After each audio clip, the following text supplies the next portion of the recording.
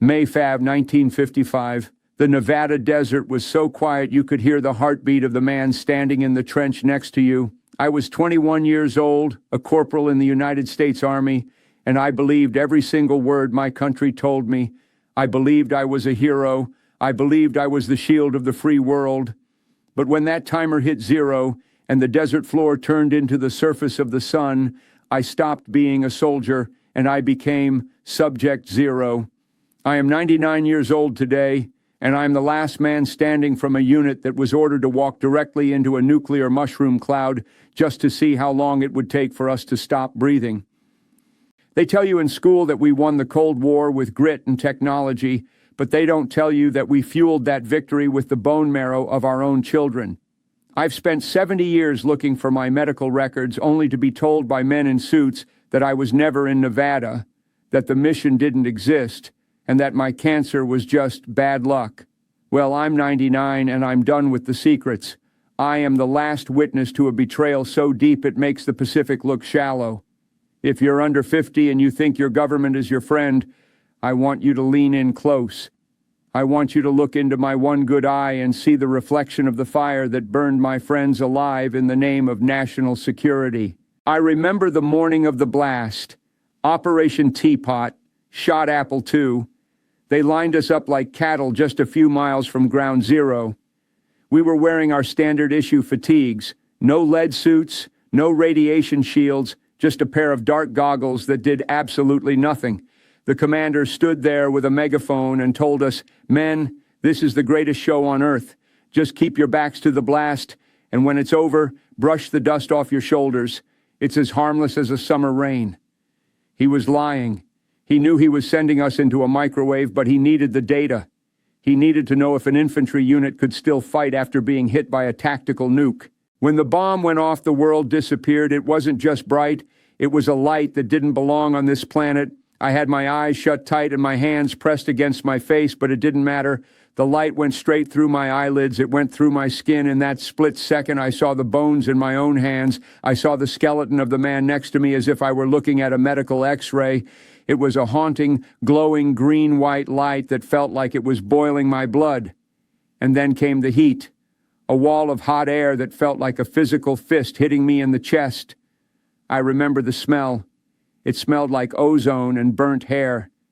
And then, before we could even catch our breath, the order came over the radio, "Forward march toward the cloud." We walked. We walked through the black, swirling dust that was falling like snow. We walked until the ground beneath our boots was literally turned to glass, green, jagged trinitite. We were breathing in the fallout, tasting the metallic tang of plutonium on our tongues. I saw a rabbit sitting in the sand. Its fur was gone, and it was just staring at the cloud, blind and shivering. I looked at my friend Miller, a 19-year-old kid from Georgia. He was laughing, trying to be brave, saying, "Hey, Frank, look, I'm glowing." He wasn't joking. In the dim light of the dust storm, his skin had a faint, eerie luminescence. We didn't know we were dying. We thought we were being atomic heroes. We went back to the barracks, brushed the harmless dust off our clothes, and ate dinner. 2 weeks later, the hair started falling out. Not in strands, but in clumps. I woke up one morning and my pillow was covered in it. Then came the nosebleeds, violent, uncontrollable bleeds that wouldn't stop for hours. When we went to the infirmary, the doctors didn't give us medicine. They took our blood, they took our urine, and they took our dignity. They didn't tell us what was wrong. They just scribbled in folders that had Subject 0 and Subject 1 written on them. I asked the doctor, "Sir, is this from the bomb?" He looked at me with eyes as cold as a morgue slab and said, "There was no bomb, Corporal. You have a viral infection, and if you mention Nevada again, you'll be in a cage for the rest of your life." I watched my unit die in slow motion over the next 40 years. Miller was the first. He died of leukemia at 26. He left behind a wife and a baby girl who was born with holes in her heart. Then it was Leo, lung cancer. Then it was Elias, bone cancer. By the time I turned 60, I was the only one left. I tried to get help from the VA. I told them I was an atomic veteran. They told me they had no record of me ever serving in Nevada. They said the fire in 1973 had destroyed all the records from 1955. What a convenient fire that was. It burned away the government's liability, but it didn't burn away the tumors in my body. Why did they wipe the records? Because we were the evidence of a crime. We were the proof that the American dream was built on the calculated sacrifice of the people who loved it the most. They needed the data to build bigger bombs, to plan for a World War III that never came. They valued the result more than the human souls who provided it. And I see you young people in 2026 so obsessed with your utility and your data points, surrendering your lives to systems that don't know your names. You think you're so advanced with your AI and your digital footprints, but you are just the new subjects. Different laboratory, same clipboard. My biggest regret isn't that I walked into that cloud. My regret is that I trusted the system more than I trusted my own gut. I had a feeling that morning, a cold, sinking feeling in my stomach that told me to run, but I didn't run. I stayed because I wanted to be a good soldier. I wanted to be loyal. Let me tell you something about loyalty. A system will never be loyal back to you. A flag will never hold your hand in a hospital bed. A government will never cry at your funeral. Loyalty is for people. Loyalty is for the man standing in the trench next to you. I spent my life being loyal to a ghost, and it cost me my health, my friends, and the chance to see my own grandchildren grow up without the shadow of genetic damage hanging over them. I'm 99 now. I've had 14 surgeries to cut the skin cancer out of my face. My bones ache with a coldness that no blanket can fix. But my mind is a steel trap, and I remember every second of that morning in 1955. I remember the way the mushroom cloud looked, beautiful and terrifying, like a giant brain rising out of the earth.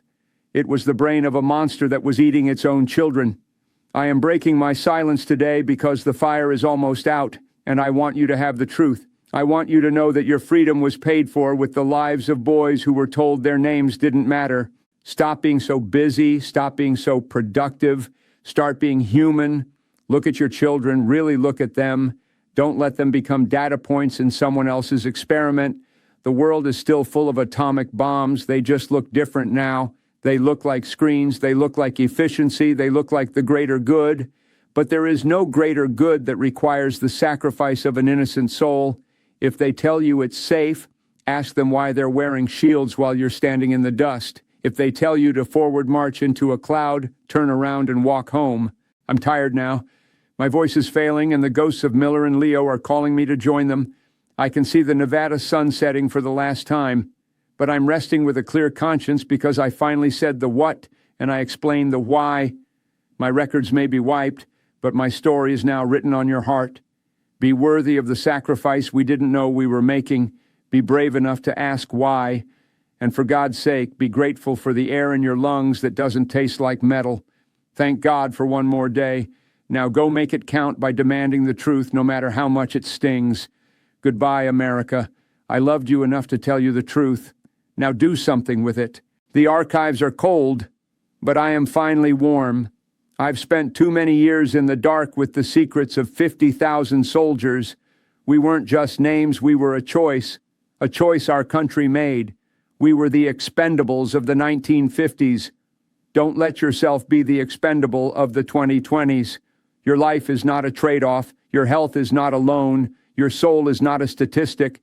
I am 99 years old, and I am finally, truly frank. No subject zero, no redacted, no classified. Just an old man telling you that the truth is the only thing that will keep you from becoming a ghost in your own life. The countdown is always running, kids. Don't wait for it to hit zero before you start living. Don't wait for the mushroom cloud to realize what was important. Look at the sun, breathe the air. Hug the people who call you by your first name. That is the only mission that matters. The watch is over. I'm going home. Make sure you have a home to go to when your watch is over, too. Goodbye.